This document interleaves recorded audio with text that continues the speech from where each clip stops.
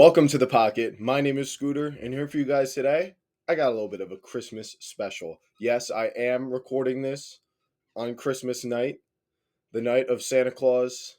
Merry Christmas to everyone. I hope everyone had a great time with their families. We had some football today that we can quickly discuss before we get into the main topic of the video, which is going to be score predictions for the rest of the games this week and a late power rankings that I'm just going to rapid fire since I'm combining these two videos together. But before we get into it, like I said, Merry Christmas, everyone. Happy holidays, and I hope all is well. So, like I said, I'm going to give you guys a bit of a rapid fire on what this week's power rankings are. Obviously, this week was a little hectic with the strange NFL schedule, the real life schedule with Christmas and everything. So, I wish I could have got this out to you guys sooner at the correct time, but it just didn't happen. But I'm getting it out to you guys now so you can still somewhat keep up with where my takes are on each and every single one of these teams. So, starting off at the bottom, we got the Giants. They got destroyed by the Falcons. I mean, I said they'd cover the spread, and they did that very handedly. 2 defensive touchdowns. Giants get absolutely destroyed and secure the number 1 overall pick. So good for them. That wasn't because they lost. That was because the next 2 teams. We'll talk about what happened with them. The Jacksonville Jaguars are dropping 1 spot, and the team that beat them, the Las Vegas Raiders, is jumping 1 spot ahead of them. Now they are both 3-12. They both are drafting ahead of the Giants now. The Jaguars, I can't remember exactly where they are picking. Let me check real quick. They're picking 3, and the Raiders are going to be picking 6. So a very consequential game for the Raiders to win because they obviously jumped from number 1 to 6.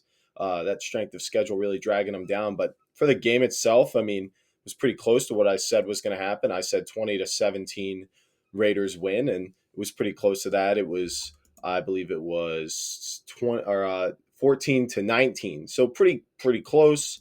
Pretty in the ballpark on that one. But yeah, obviously we don't care outside of the draft too much about these teams. They're not going to be affecting the playoffs.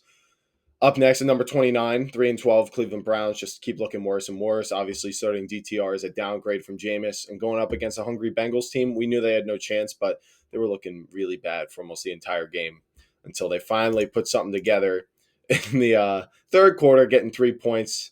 I don't think that was from a touchdown either. No, it was. It was from Jerome Ford's long touchdown run.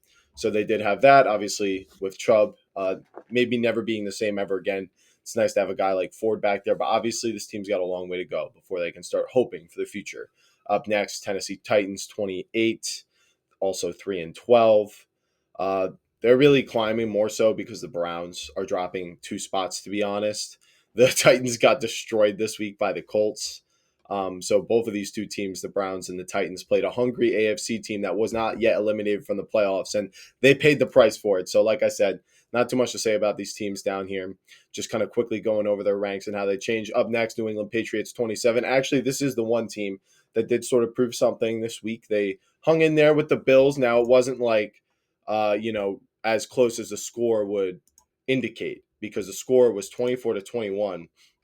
But when you look at the box score, you do see that the Patriots took a lead and entered the half with a lead. So they were up 7 by the end of the first and by the end of the second half, or the end of the first half. Then in the third quarter, the Bills scored 10. So obviously they were up by 3. And then the Bills scored again. They were up 2 scores. Patriots scored a late touchdown, and that was the end of the game. But just to see them competing with a team that's as hot as the Bills right now, for a Tankathon team, you can't ask for any more than that. So good for the Patriots. They are deservingly moving up 1, and maybe they should even be in the still fighting tier. But I don't know. I just like the way the list looked, to be honest, the way it is. And up next in our still fighting tier at 5-10, the highest record actually in the still fighting tier, except for 2 teams, is the New Orleans Saints, who are staying put at 26. They got destroyed by the Packers. They had Rattler out there, and I think Jay Kaner got in there as well. I was actually at a bar with some old friends watching this game. We were each hoping for Josh Jacobs to get some multiple of 20 amount of points so that we can win our fantasy playoffs, but they took him out in the second half. Yeah, it was just Spencer Rattler out there, and he didn't have a great game, 50% completion percentage and an interception. I mean, this Packers team is just a whole bunch of tiers above the Saints team, so not much to say there. Up next, Chicago Bears 25, 4-11, -2. I mean, they just got destroyed by a Lions team that, had suffered a lot of injuries over the past couple weeks, had some negative momentum, didn't matter to them. No David Montgomery, once again, no problem. They just completely rolled this Bears team, completely outclassing them. I think in the preview, I said even though the Lions aren't healthy, I'm still taking them to win, obviously, because they're such a better team, not just from a roster standpoint, but more so a coaching standpoint. It showed in this game, right? They were keeping up in the second quarter, but the Lions had already gone up 2 scores on them by that point. So more of the same from the Bears. Up next, Jets. Really not much to say. Another really weird game from them playing the Rams. It was really low scoring, not what I was expecting. They only scored 9 points in this game. This Rams defense has had its moments this year where it's looked good and its moments where it's looked bad, but I thought you kind of split the middle there, but I guess that didn't happen. So they're staying put. A team that there is something worthy to talk about, the Panthers. They secured a win this week against a team that very much needed a win, the Arizona Cardinals. Panthers are climbing 2 spots for beating them. The Cardinals needed to win to keep their playoff hopes alive. And the Panthers dueled it out with them, and with the power of Bryce Young making big-time throws and Chuba Hubbard, and the Cardinals, weaker half, showing up to play that day. Panthers were able to pull off the upset. Good for them. They climbed 2 spots. And then up next, this is crazy. The team immediately after the Carolina Panthers is the San Francisco 49ers, who are now 6-9 at 22. Oh my God, I can't believe how bad this 49ers team is this year. I mean, I get that with the injuries and everything, but they just don't look the same. I mean, I thought for sure, all right, you can draw the line at the Dolphins, even if the Dolphins are home, but apparently that's not the case. So this 49ers team is not who I thought they were. Obviously, injuries are an issue, but I thought they'd overcome them. They've proven that they cannot. So they fall down to 22. One of our biggest faller. Because if you are falling the same amount as another team, the way I would choose biggest is if you were further down the list, because you're falling even further. So biggest faller this week, San Francisco 49ers. And then up next in our still fighting tier, the Dallas Cowboys, +1, pulling off the upset win against the Tampa Bay Buccaneers. This is the best still fighting team that there is. I mean, just look at their record. They're 7-8, and they haven't had Dak for weeks and weeks and weeks now, and they've still been winning. I get a lot of it has been against bad teams, but this Bucs team is no joke, and they had an imposing win. They had the lead for pretty much the entire game against this Buccaneers team that I don't think they showed up thinking that this Cowboys team was going to roll over, but that's what it looked like. So this Cowboys team may finally be eliminated from the playoffs, but they're still fighting. And if there's any still fighting team I wouldn't want to play right now, it would definitely be the Cowboys. Moving on to our next team in the playoff hopefuls. In the very end, I don't actually believe that any of these teams in the NFC, besides the Falcons and the Seahawks, are playoff hopefuls. So technically, this Cardinals team should be in the still fighting tier, just so you're aware. But I suppose then they are the still fighting team I would not want to play, just barely above the Cowboys. Obviously, I spoke earlier about how they had such a disappointing loss that they needed to win against the Panthers, a team that they're so much better than. And even heard Trey McBride saying it, walking off the field, cursing it out, saying, oh my God, those guys are trash. We're so much better than them. This is just pathetic. Yes, it is. Should have won that game. He needed that one. Got to find a way to win. Moving on to our next team, and this is finally the playoff eligible teams. The Colts, Dolphins, and Bengals all were 6-8 and still eligible last week. Bengals played the Browns, the Dolphins played the 49ers, toughest matchup, and the Colts played the Titans, probably the second easiest to the Browns. Colts are rising 2 spots. Dolphins are rising 2 spots. Bengals are staying put. Now, looking back at this, honestly, at this point, I feel pretty strongly that I should be moving the Bengals up to the playoff contenders tier, but we're just going to leave it the way it is. I made this list a couple days ago, but they're all 7-8 now. They all did what they had to do this week. I don't have as much faith in Miami or Indianapolis as I do in the Bengals. The Colts did look good last week, JT, but this is all against the Titans, right? Just a week before in a crucial game against the Broncos, Jonathan Taylor was fumbling into the end zone, dropping the ball, and I'm sure he's not going to repeat that mistake, but you understand what I'm saying. This Colts team has not been consistent. I'm not going to go crazy because you destroyed the Titans. For the Dolphins, actually, I was pretty impressed by this win. they were at home, so there was a little bit that you have to, keep in mind and take it with a grain of salt that this is not how they're going to look at an away team or a cold weather environment. But they played against a good team. I might have moved the 49ers all the way down, but that's a great coaching staff. There's still great players on both sides of the ball, and they found a way to not only get the win, but ice it at the end with that Achane long touchdown run. And then for the Bengals, I mean, they just took care of business against the Browns. And to be honest, they are in just as good a spot as any of these other AFC teams to make it in because they get to play the Broncos. So they control their own destiny. They can, give the Broncos another loss, bring them one step closer to 9-8 and get that tiebreaker, then they'll be able to get in much easier than the Dolphins or the Colts. Because I believe for the Colts, they might have to actually beat out the Texans in order to get in. Excuse me. Yeah, sorry. Kind of winging it today. I'm going to try not to edit it too much. Like I said, we're just kind of slapping it together. This is a little bit of a different style. But yeah, Broncos, they got a chance of falling out. Chargers, of course, they have the same risk, right? If they lose 2 games and the Broncos win, then they're in and so on and so forth. But yeah, Bengals, I got faith in them. Dolphins and Colts, they can keep trying. I'm just saying I don't think it's going to be them who makes it in. Up next, we have one of our biggest risers. Actually, this is the biggest riser, the Atlanta Falcons, moving up 3 spots, 8-7. They destroyed the Giants. I'm really not that impressed, but the reason I am doing this is because it seems like I think with Penix in there, the team has a new energy, and that's a great thing to have going into the playoffs because teams don't have a great read on you. They don't have a great read on like who is this quarterback? How does he like to run the offense? What kind of plays does the coach like to call and things like that? The Falcons, they have a new energy. You know, it's going to be harder to plan against this offense with a quarterback who has a different skill set. Of course, you can anticipate it, and there is a benefit because he is only a rookie.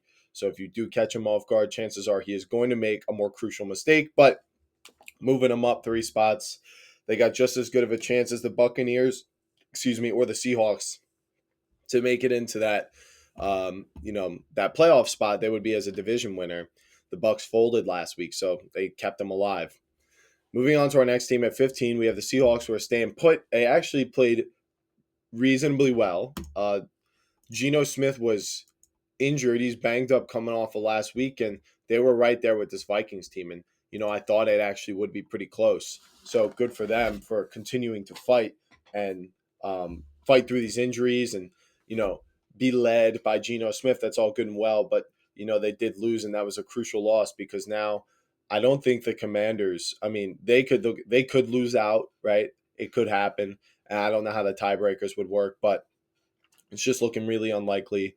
I mean, I'm hoping the best for them, but it's somebody's going to miss in this NFC bracket, and it's going to be either the Bucs, Falcons, or Seahawks, and I think they all have potential to compete. But I personally hope the Buccaneers make it in. But I wouldn't care too much either way. So moving on, speaking of them, let's talk about the Buccaneers, who are going to drop 1 spot. I really could argue they could drop more than this for sure.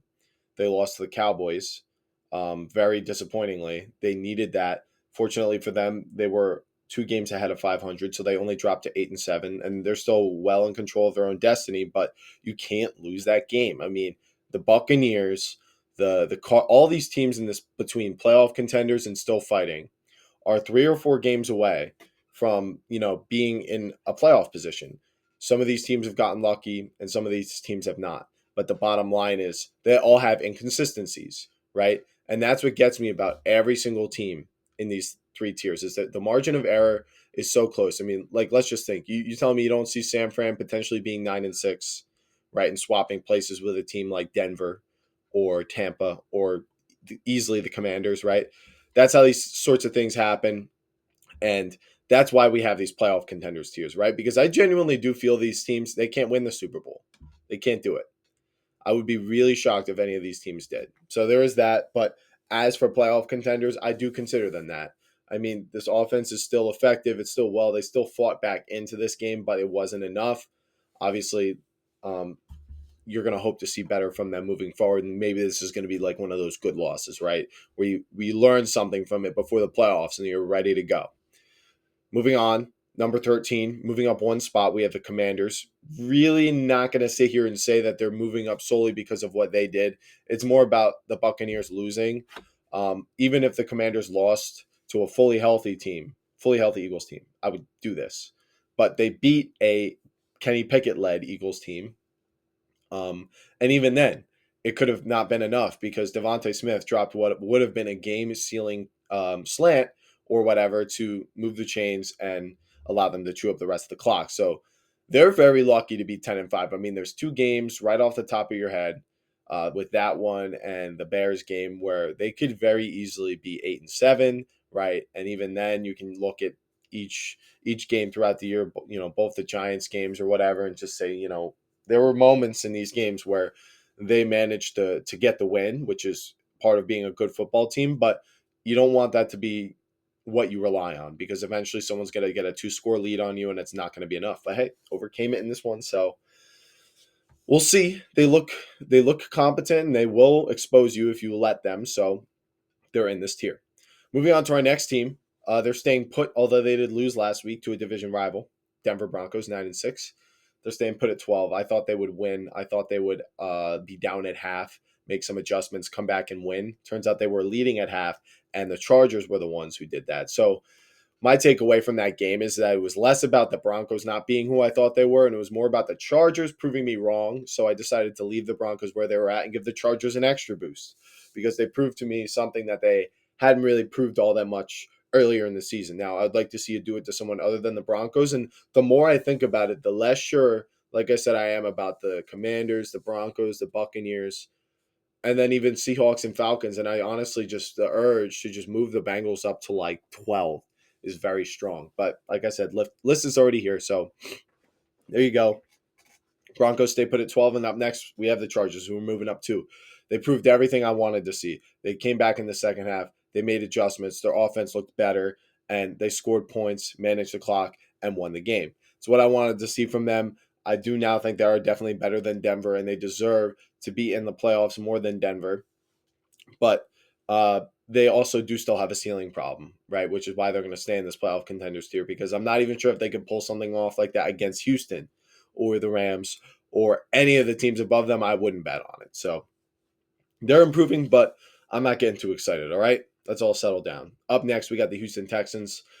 I did see the Texans Ravens game already. They are staying here for the sake of this list, but next week they will be moving down. I don't know to where, but they will be moving down.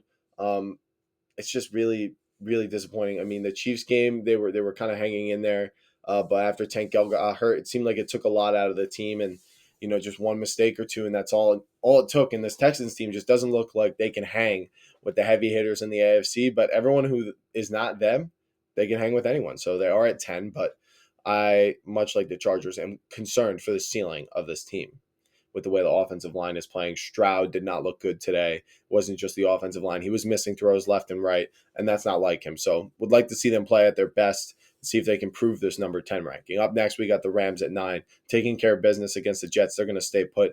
Not much to say there. We're going to move on to the Pittsburgh Steelers at number 8, who are, well, now I suppose they're actually 11-6 because they played today. And the Texans are now 9-7, if I'm not mistaken. Let's see. The playoff picture should be updated and have their records in there, and it does. The Ravens are 11-5. The Steelers are 10-6. The Texans are 9-7. So, like I said, the Steelers they dropped down to the wild card. They lost to the Chiefs today, and before that they lost to, oh my goodness, I'm blanking. But we're one taking this. We're not editing this, so you're going to just have to take it or leave it. They lost to the Ravens the week before. Of course, they didn't have Pickens last week. They had Pickens this week. Didn't make too much of a difference. Crucial turnovers is killing the Steelers team. I mean, they're in position to kind of do that ball control thing and stay in all these games against these elite teams, but then they just have a turnover and then the floodgates just open. And that's kind of always how this Steelers team loses in the playoffs when it matters is they do something like that where they get all the way down the field and then there's a turnover and then the other team just takes it back for 6, or they chew up 10 minutes of clock and then go score a touchdown. And the game is just, you're at such a negative at that point. It's so hard to come back when you play football the way the Steelers do. But I still do think they're a Super Bowl hopeful. but they just got to get their rhythm before they get into the playoffs. They got to get their rhythm back on offense, or else they're going to fall out of this tier and into the playoff contenders tier, down with the Texans and Chargers and Broncos.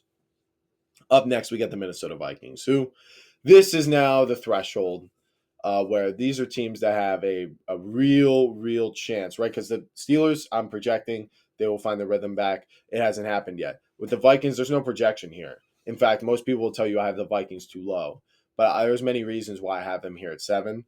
Um, but actually, there's not many reasons. It really just does come down to Sam Darnold. I believe in the coach. I believe in the roster. I mean, their defensive roster could be better, but they have Flores coaching them up well, and they've obviously played up to their record. They're 13-2. They had a little bit of a rough stretch in the middle of the season, but they just played a tough, desperate Seattle team and duked it out with them, 127-24, doing what they had to do to win that game. So they're going to climb up one, surpass the Steelers with confidence. I don't see that swapping anytime soon, but they're still going to stay here behind the Packers, who are at 6, and that's because of the quarterback, Sam Darnold. I trust everything else on this team, but Darnold, I'm not trying to take anything away from him. I hope he continues to revive his career, but I'm not going to put faith in him when you need both the coach and quarterback on the same page in the playoffs. You do. Now, I'm not saying they can't manage to do that. I just have more faith in guys like LaFleur and Jordan Love, Lamar and Harbaugh, and so on. So there you have it, Vikings at 7, but very steady and very strong 7. Up next, we got the Packers at 6. They stay put. They destroyed the Saints just like they should. I've been saying it for weeks. This offense is humming. They're healthy. They look good. The play calling has been great. The running has been awesome. The defense is capitalizing, forcing mistakes and errors. This is what a championship team looks like. They're only at 6 because we haven't gotten to the playoffs yet. And I'll have a whole different thing coming for you guys then. Up next, we got the Ravens at 5. And like I said, they're actually 11-5 now. And they're staying put here. But honestly, if it was after this Texans game, I might have had a different reaction. I mean, I left before the end of the game, but I'm pretty sure this ending score was, it was 31-2. So the Texans did get a safety, but the Ravens just destroyed them on the ground game with Derrick Henry. Lamar had like a 40-yard rushing touchdown. I mean, they honestly should be in the Super Bowl favorites tier at this point, right behind the Eagles. Sitting there at 5. But like I said, made this list a couple days ago, so it is what it is. But Ravens flock, I got you guys your respect. You're back in the Super Bowl favorites tier. Forget the graphic. Put it there in your head. Ravens 11-5, sitting there nice and pretty. Up next, we got the Eagles. Disappointing loss, I guess. You can't really be too upset because your backup quarterback was in there and put you in a position to win, but Devontae Smith drops that pass, and obviously there was a whole other game before that. Kenny Pickett threw an interception, I know, but they didn't close out the game. I mean, they had every opportunity to. It's almost kind of hard to say that with Jalen, like, we would have won. We've seen this with Jalen, like, where he puts you guys in position to win, and like Saquon drops the ball, right? So I'm not taking away too much from this. Jalen will be healthy by the time the playoffs roll around. Looks like the Eagles are not going to get the 1 seed, but it is what it is. They'll still have mostly home field advantage, and more of the same from them. Let's see if Jalen Hurts plays next week. Detroit Lions, number 3, dropping 1 spot. This is because the Chiefs are moving up too, really. Like I said, I don't really take away too much from that Eagles or Lions game. They played the Bears, and, the Eagles had a backup in. But yeah, and let's just throw the Chiefs into this too. The Lions and the Eagles are more so just still rolling, where I'm just getting more impressed right now by the Chiefs. The Chiefs are 14-1. I get it with all the close victories and whatnot, but Mahomes just got injured and everyone was getting nervous, and they look better each week. I mean, they got Hollywood Brown back now. Xavier Worthy has had multiple weeks of production. I feel like he's been heating up more recently. They have Pacheco back to pair with P. Ryan and Hunt. Kelsey's been looking good. Obviously, he's going to get unlocked once the playoffs rolls around, and Josh Allen, apparently this hand injury thing is on his non-throwing hand now, so I don't really know what the deal is with that. So I'm keeping them at 1, but the Chiefs have a big chance to climb to that number 1 spot just because I'm getting that feeling deep inside where I just know that they're going to be in the playoffs, they're going to be ready to go, more prepared than anyone else, and that's why they win Super Bowls. So that's your power rankings for Week 17. A little bit late, I'm sorry, but there you go. That's half the video. All right, now we're moving into weekly picks. We'll start off with the Thursday night game. We have the Seattle Seahawks. I believe that is traveling to the Bears. Yes, traveling to the Bears. The Seahawks are 4-point favorites, and there's a 42.5 over under. Seahawks are favored to win. I think that's about right. Seahawks are still in playoff contention. The Bears are eliminated and can't seem to do anything right now. I would say both defenses are probably the better units in this game, but the Seahawks offense more consistently puts it together. So I foresee Mike McDonald's defense doing well against the Bears and the Seahawks struggling here and there, but managing to put together some touchdown drives, winning this game, let's say 23-17. So they would cover the spread, and that would be the under. And like I said, these are rapid fire. I'm going to try not to update these, but I don't have all the injury information and stuff. So we're going to see how it goes. I'm probably just going to roll with whatever I say. Saturday, we got the Chargers at the Patriots. Chargers are 4-point favorites, 42.5-point over under. I could see this game being closer and lower scoring than we really anticipate. Both teams have a very similar culture, defense, run the ball, play it safe and conservative. But Chargers got more talent. They got the better quarterback. Although May does remind me of a young Justin Herbert, but the Chargers got the weapons. They got Ladd. They got good running backs. Vidal's been being used more. Gus Edwards had a great game last week. So I just kind of foresee them winning this game. But I think because it is going to be low scoring, I could see it being much closer. So I would take the Chargers to win this one 21-17. So very similar score. Under, but that's a no bet on the spread because 21-17 is 4 points. Let's call it 21-18. Let's say the Patriots get a 2-point conversion in there somewhere. Up next, we got the Denver Broncos at the Cincinnati Bengals. And this game is very, very important because if the Bengals win, the Broncos drop a game and they then have the same record. Or not the same record. The Bengals are only one game behind the Broncos at that point, which they would obviously need to beat the Steelers the following week. But it's what you got to do, right? The Bengals are favored in this game. And as I mentioned in my power rankings, I have the Bengals below the Broncos. And I'm not even sure how confident I am in that anymore. Just with the way that, just because the Bengals are 6-8, if the majority of those losses occurred earlier in the year when they didn't have things figured out, then that's not who they are right now, right? So there's a real argument that I really should have moved the Bengals higher, but I'm going to take the Bengals to win this game. I'm not going to take them to cover the spread. I think it is going to be close. I think Burrow is going to find a way to make it through this Broncos defense. And, the Pat Surtain might be able to make a few plays, but unless if he finds a way to clamp Chase, then I don't think they're going to be able to stop him in the end of the day. And the Bengals are going to win 27-23. So they do cover the spread. Up next, our last Saturday game at 8 o'clock. We have the Cardinals traveling to the Rams. Cardinals are now eliminated from the playoffs, but I'm sure they'd love to play spoiler. Cardinals are 7-point underdogs, but last time these two teams played, the Cardinals absolutely destroyed the Rams, and Marvin Harrison had what seemed like the biggest breakout game ever, and then it turned into nothing. So touchdown, 7 points, the full 7 points, them covering that. Not totally sure, but the thing is this Cardinals team either shows up one way, really bad, or the other way, which is pretty good. Not great, but pretty good. So I think even though they are eliminated, they're going to be angry and they're going to want to take out their frustration, right? So I think they're going to go ahead and cover this spread, but I do think the Rams are going to find a way to win. So I'm going to take the Rams. Let's call it 26-23.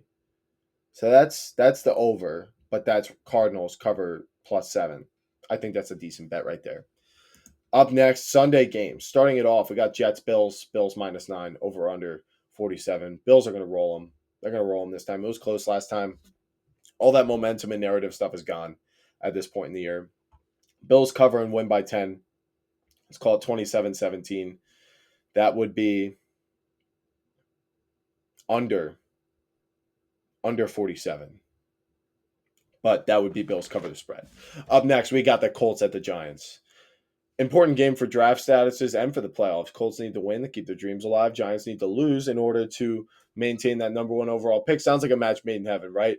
And since the Giants only know how to lose right now, but not lose close, just get completely destroyed, take the Colts to cover -7.5, run the ball all over the Giants, take an Anthony Richardson and Jonathan Taylor anytime touchdown parlay, throw that in there. And let's say that the Colts win 24 to 14. So they cover that 10 points or that 7.5 point spread. No, let's say 24-16. I think the Giants will be a little bit closer. So that's still under because it adds up to 20, but it's Colts cover minus 7.5. Up next, we got Dallas Cowboys at the Philadelphia Eagles. Jalen Hurts may not be healthy to play in this game, but the Eagles are 8.5-point favorites currently. And there's an over-under of 41. So even if Hurts doesn't play and they have Pickett, I think it's overall a much better team than the Cowboys. This would be a really tough game for the Cowboys to fight out. But honestly, if Kenny Pickett's in, I would definitely take their spread as the best bet if Kenny Pickett's playing. But if he's not playing, then I would probably take the Eagles to cover minus 8.5. I would say in that case it would be 28-17, or let's say 28-18.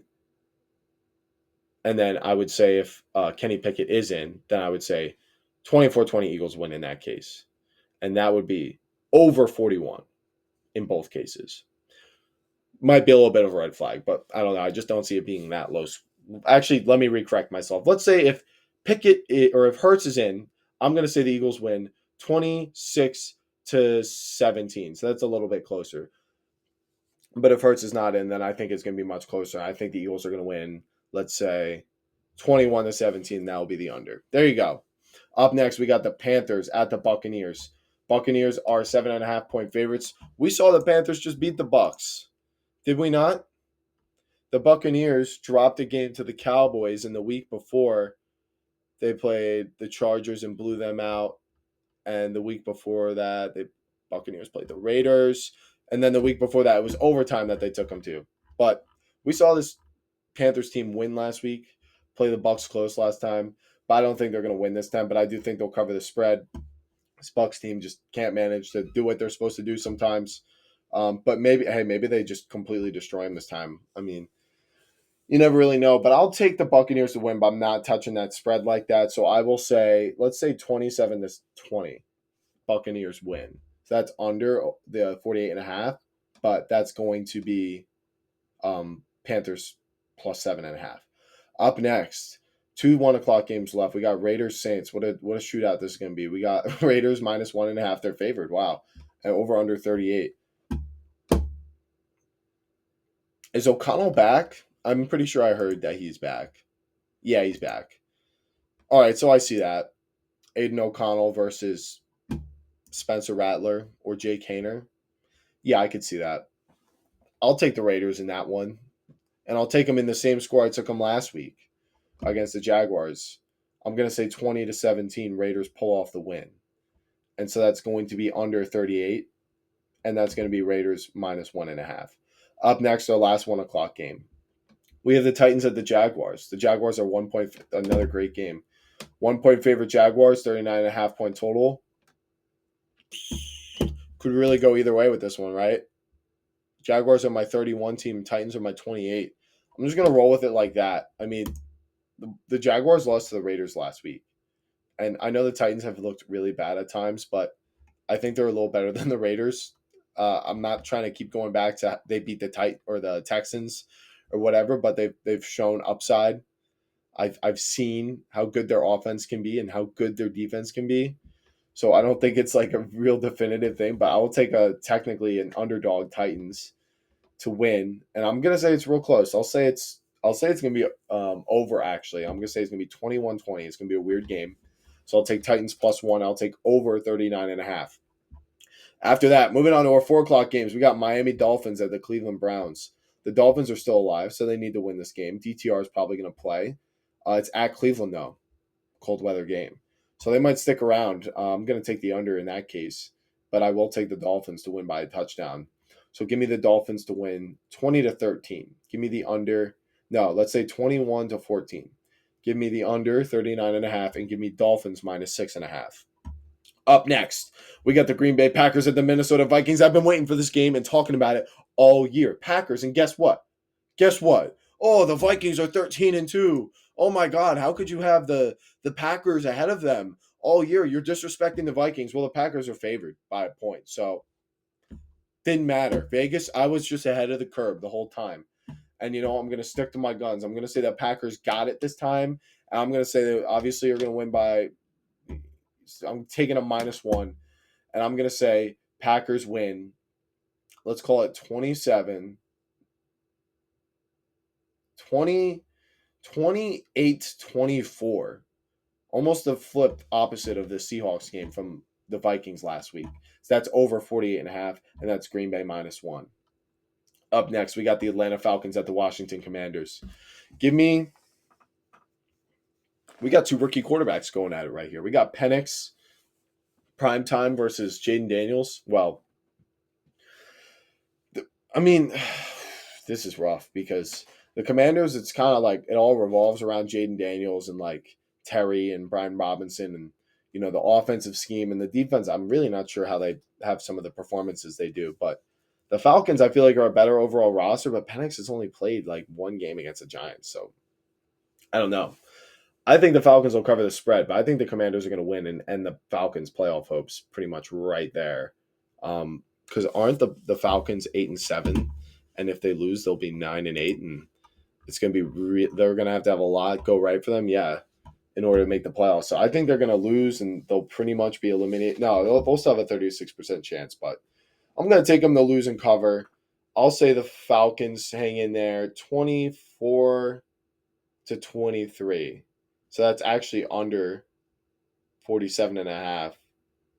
Maybe let's say 26-23. I think it'll be an over game. And then that's going to be Falcons +4. Finally, we have our last game, our Monday night game. Lions versus at San Francisco. Lions -3.5 and an over under of 50.5. I suppose this is going to be an angry 49ers team, but I don't think they're going to be able to do much against the Lions when it comes to keeping up with their offense. This 49ers team has not looked good the past couple of weeks. I mean, we just saw the Dolphins beat them last week. So if that's the case, I'm going to take the Lions to win and cover.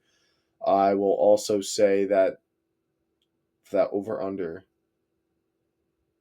I'm going to say Lions win 28-24.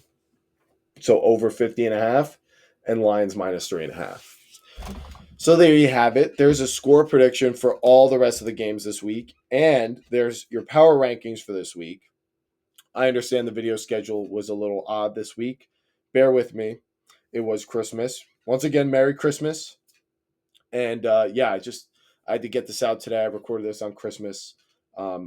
Timestamps, not sure what I'm going to do about that, but get it out there with the hashtags, caption, and everything. Post it up for you guys, and there you can enjoy it. And I'll only have one video to make for the rest of the week. So make sure you check out my my Giants reaction to our loss last week to the Falcons, and make sure you are prepared for later this week when I post my Giants preview. So we are only posting 3 videos this week. Oh my God, so sad. But yeah, thank you all so much for watching this video. Leave a like on this one and comment any thoughts you might have on this. There's a lot of information in this one, but I tried my best to fit everything I could into it, everything that I wanted to. So yeah, thank you all, and Merry Christmas, Happy Holidays, Happy New Year, and I'll see you in the next one. Peace out.